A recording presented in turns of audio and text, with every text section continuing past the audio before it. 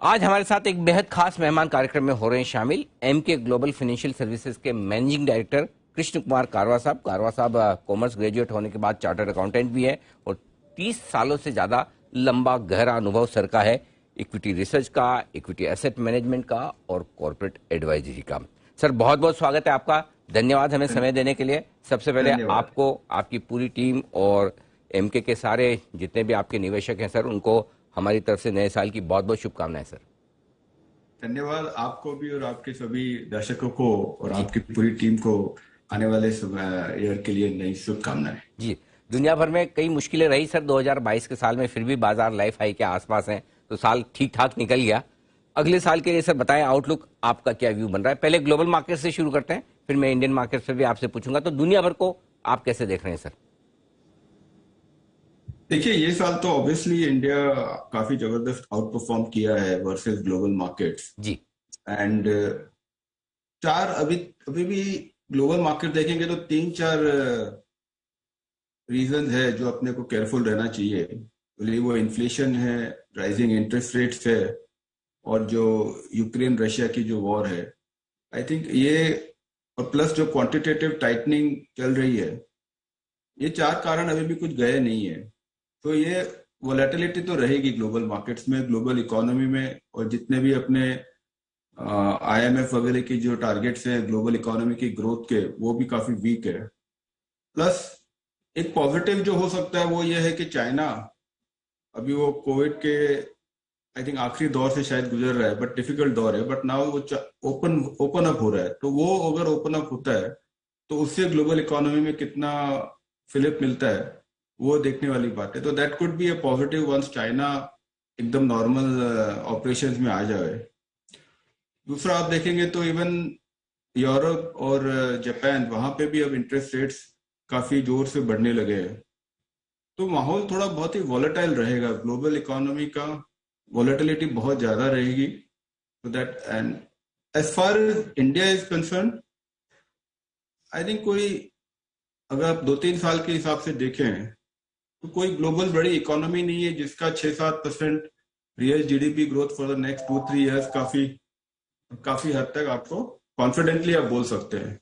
तो Indian economy तो एकदम रेजिलियंट है, बट हैविंग सेड दैट अपने भी पार्ट ऑफ ग्लोबल इकोसिस्टम है। तो अगर ग्लोबल इकोनॉमी में वीकनेस रहेगी और वहां इंटरेस्ट रेट बढ़ेंगे तो थोड़ा इम्पैक्ट अपने भी इकोनॉमी में रहेगा। बट डोमेस्टिक अपना काफी स्ट्रांग पोजीशन है, इसके हिसाब से अपनी इकोनॉमी में तो काफी स्ट्रेंथ है। अब आप पूछे मार्केट्स के हिसाब से, तो पिछले साल अपना मोटा मोटा 2022 में करीब 8-10% निफ्टी पॉजिटिव रहा है। उसके पहले 21 में करीब 22%, 24% निफ्टी पॉजिटिव रहा है। तो अगले पिछले 3-4 साल से निफ्टी पॉजिटिव रिटर्न दे रहा है।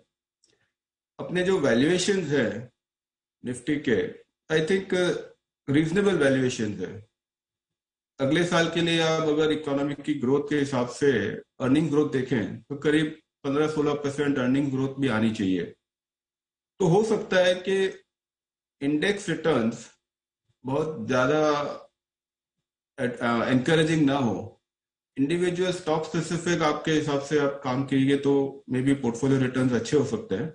बट ओवरऑल आपका जो इंडेक्स पे जो रिटर्न्स है, शायद पहले 6 महीने में दे कुड बी म्यूटेड, और उसके बाद जैसे जैसे क्लैरिटी इंप्रूव होगी ग्लोबल इकोसिस्टम, उसके हिसाब से फिर सेकेंड हाफ शायद बेटर हो सकता है। तो ये इंटरेस्टिंग चीज जो आपने बताई कि दुनिया भर के बाजारों में वॉलेटिलिटी रहेगी रहेगी।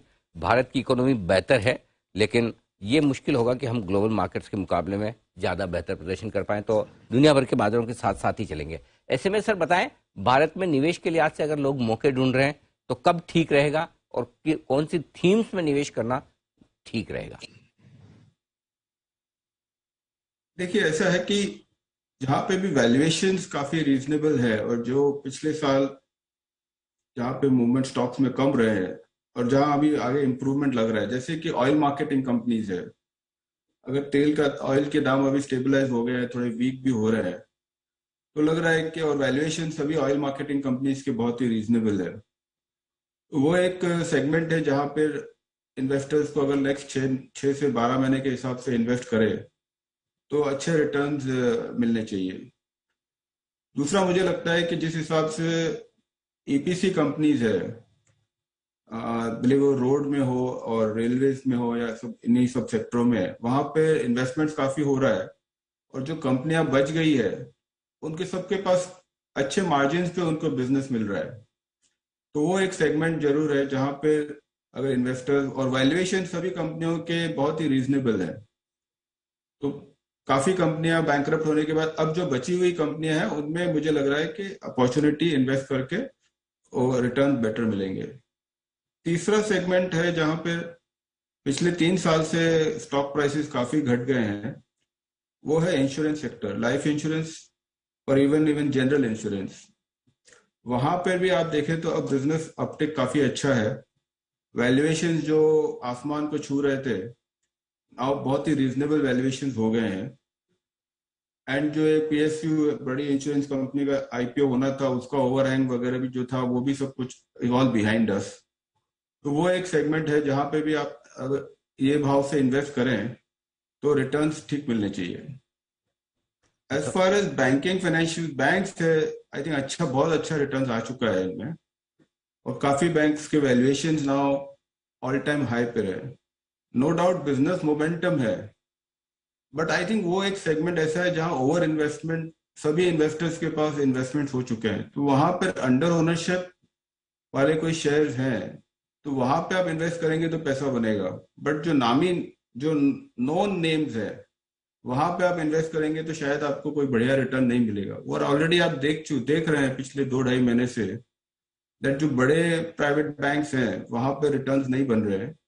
जो under owned public sector banks थे वहां पे अच्छा रिटर्न बना है।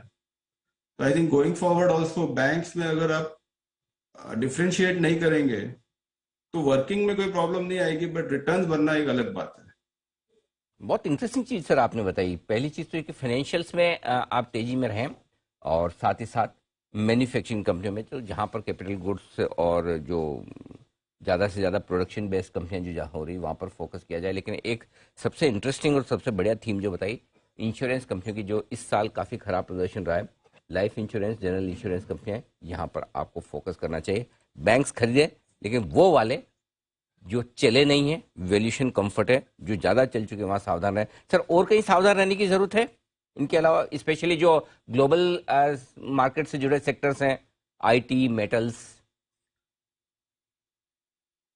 देखिए, मुझे ऐसा लगता है कि मेटल्स कंपनीज में अगर चाइना ढंग से ओपन अप हो गया, और जिस हिसाब से आपके डीएक्सवाई इंडेक्स भी, अभी डॉलर भी वीक हो रहा है, तो शायद मेटल कंपनीज में ट्रेड अपॉर्चुनिटीज बनेंगे।